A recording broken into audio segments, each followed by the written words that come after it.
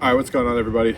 This video is a chilly one, but we just drove about 1,200 miles last night with the Escalade, and I wanted to make a video because coming up on 2 years of owning the Escalade, and the purpose that I bought this truck for was to be a road trip vehicle and a tow rig for me after my 2500 Suburban basically rotted away to nothing. Still have it, but it needs a little loving in the sense of I'm keeping it together to keep the drivetrain for something else. But this is a 2017 Cadillac Escalade, has a 6.2 liter, the 8-speed, which I feel like has a bad reputation, and it's an ESV, so it's the extended wheelbase model. It has 144,000 miles, I think, on it now.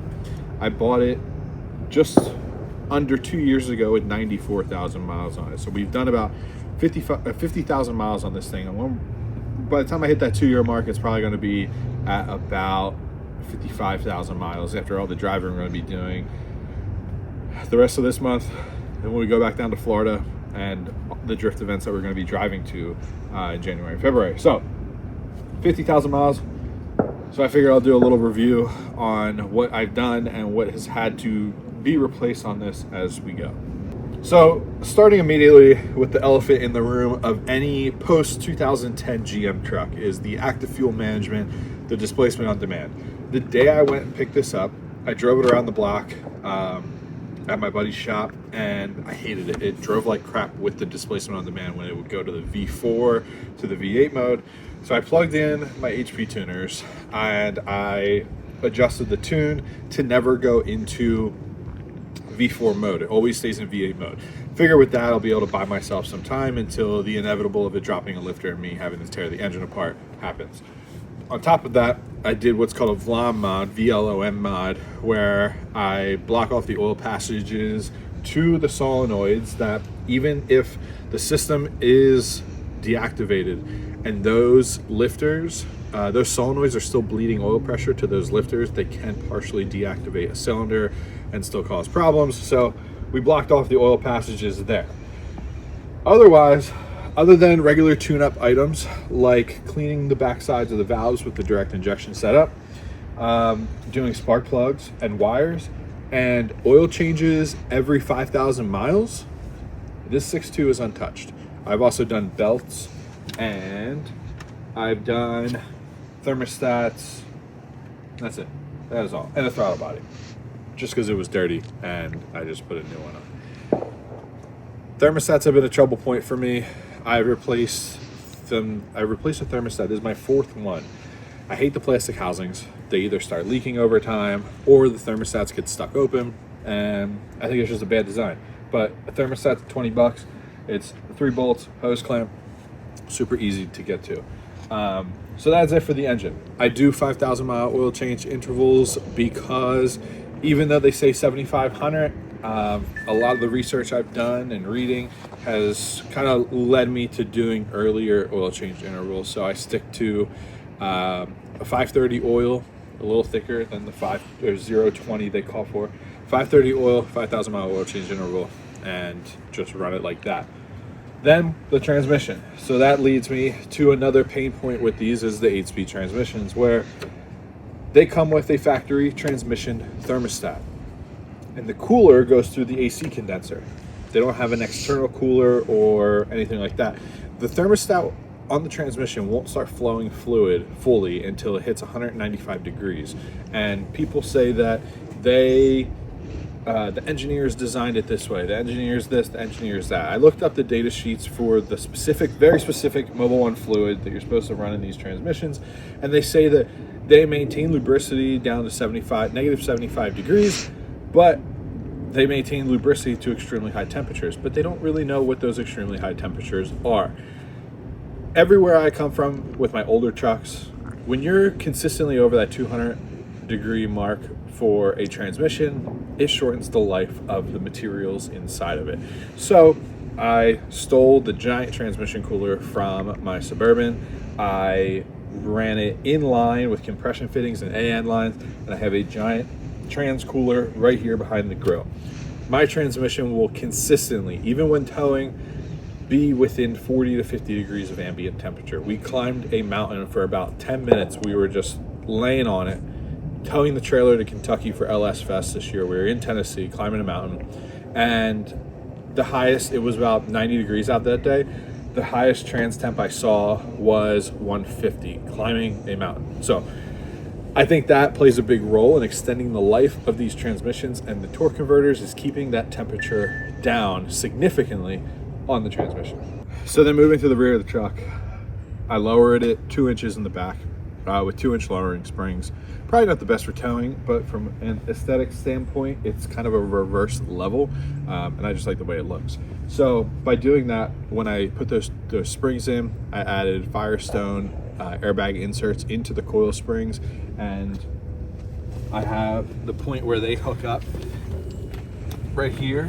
When you pop off this cover to get to the trailer hitch, I have the right side bag here and the left side bag hook up there. So I'll air those up to the proper PSI before a trip, and then we hook up the trailer and we go. Now, another thing to note is that these have factory air ride, so I usually fill the bags first, then I load the car and then start the truck and allow the air ride to do its thing. Then I feel like it takes some stress off the factory air ride when you don't let it, air up all the way to level it, then add air to the bags, and then it takes air out of the air ride. It's just a lot of extra work for the compressor to lift that much weight. Otherwise, it does a great job. I was able to create some different length rods for the ride height sensors that are very easy. I swap them in. So when we are towing, I trick the truck into thinking that it is sitting too low, and then it airs up a little extra to create a level ride height with at the lowered height, a very level height with the trailer and everything. Ultimately, these things are like Chevy Silverados underneath, except for the coil springs in the rear. So at the end of the day, it's pretty simple. It's pretty much just a truck with, a fancy body and interior on it. And one final modification I've done to this thing to further improve it to be that tow rig that I wanted was upgrading the brakes.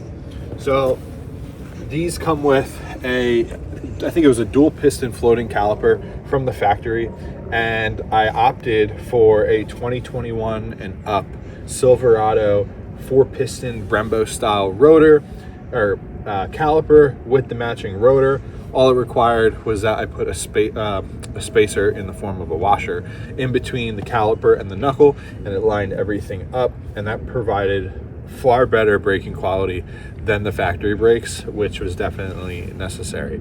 On top of that, in sense of braking, I added a trailer brake controller, which you can go back and watch the install video. Very slim and tucked away brake controller. I can link it and probably figure out how to put it somewhere on the screen at this point in the video. And yeah, that's pretty much it. Other than maintenance and keeping fluids changed, doing nothing really crazy. It's keeping that transmission cool, adding the rear airbags, and shutting off that displacement on demand. And we've had ourselves over the last 50,000 miles a pretty reliable truck, knock on wood. So we plan to do another round of maintenance on this once we return to Florida. We're probably going to end up doing about 1,000 miles of driving while we're up here for Christmas. Then we're going to drive back down to Florida. That's another 1,200 miles.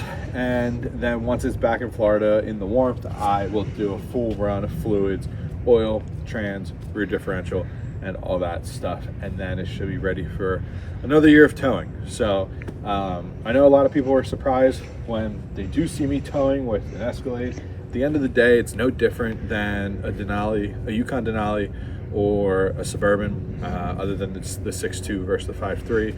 But at the end of the day, it's just a truck with fancy body panels. So I would highly recommend it, but I would definitely recommend doing those things. The only other thing I should note is that the MagneRide suspension is kind of a pain in the butt. I replaced the front left shock, and I'm still dealing with a little clunk from it. So I probably will end up doing a MagneRide delete in the front and running Suburban shocks with the Escalade springs, so it keeps the same height, but it removes all that mag ride stuff from the front, because it's just kind of a pain, and factory replacements are like $350 each. So haven't really decided which route I want to go yet, but it is a pain point for me.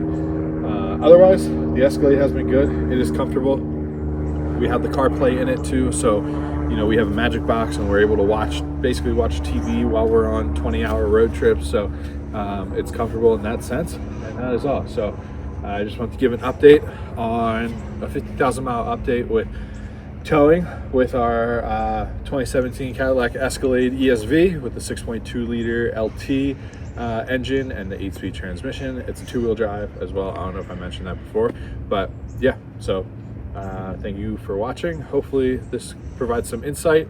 I do have a playlist on the channel with the stuff I've done to this Escalade, some of the diagnostic things I've done, and then lowering it and things like that. So check that out, and I'll see you guys in the next video.